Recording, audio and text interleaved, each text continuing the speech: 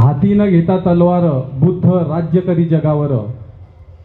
ज्या काळात हिंसा, अधर्म आणि अंधश्रद्धेचं स्तोम माजलं होतं, त्या काळात विश्वाला शांतीचा संदेश देणारे महाकारुणिक तथागत भगवान गौतम बुद्ध, ज्यांच्या कुशीतून स्वराज्याचं देखणं स्वप्न साकार झालं, अशा महाराष्ट्राच्या राजमाता, राष्ट्रमाता माँसाहेब जिजाऊ, ज्या युगपुरुषांनी हे स्वराज्याचं देखणं स्वप्न आपल्या अंगाखांद्यावर लिलया पेललं आणि प्रत्येकाच्या तनातनातल्या, मनामनातल्या, कणाकणातल्या आणि क्षणाक्षणातल्या जिव्हाळ्यात जे नाव दडलंय ते म्हणजे हिंदवी स्वराज्य संस्थापक युगपुरुष श्रीमंत श्री छत्रपती शिवाजी महाराज।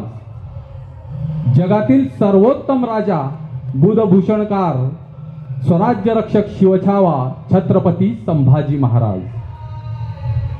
स्त्री शिक्षण, समता आणि स्वातंत्र्य यासाठी आयुष्यभर झटणारे आणि विद्येविना मती गेली, मतीविना नीती गेली, नीतीविना गती गेली, गतीविना वित्त गेले आणि वित्ताविना शूद्र खचले, एवढे अनर्थ एका अविद्येने केले, असं सांगत अंधारात चाचपडणाऱ्या समाजात ज्ञानज्योत लावून ज्यांनी शिक्षणाची ज्योत प्रज्वलित केली, असे क्रांतीसूर्य महात्मा ज्योतिबा फुले, स्त्री शिक्षणाच्या आद्य देविका सावित्रीमाई फुले।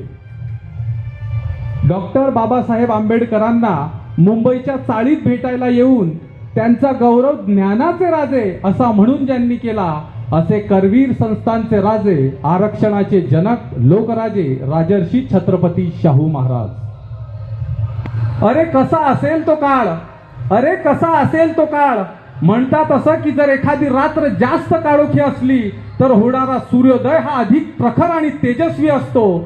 ज्या काळात शूद्रांची अवस्था किड्यामुंग्यांपेक्षाही बेकार होती, ती समाज व्यवस्था बदलण्यासाठी एक दिव्य ज्योत जन्माला आली आणि ते म्हणजे स्वतंत्र भारताचे पहिले कायदा मंत्री, भारतीय संविधानाचे जनक, विश्वरत्न, देशरत्न, भारतरत्न डॉक्टर बाबासाहेब आंबेडकर। प्रेत लेकरांची उचलून खांद्यावर कशी राहिली ती माय, प्रेत लेकरांची उचलून खांद्यावर कशी राहिली ती माय, साऱ्या जगाचं पोषण करणाऱ्या त्या भीम दुधावरची ती साय, त्या भीम दुधावरची ती साय। कारुण्याचा झरा दिन दलितांची आई माता रमाई, जग बदल घालूनी घाव सांगूनी गेले मज भीमराव, जग बदल घालूनी घाव सांगूनी गेले मज भीमराव। अरे गुलामगिरीच्या या चिखलात कसा ऋतून बसला ऐरावत, अंग झाडून निघ बाहेर, कर गुलामगिरीवर वार, कर गुलामगिरीवर वार, असं सांगत दडपलेले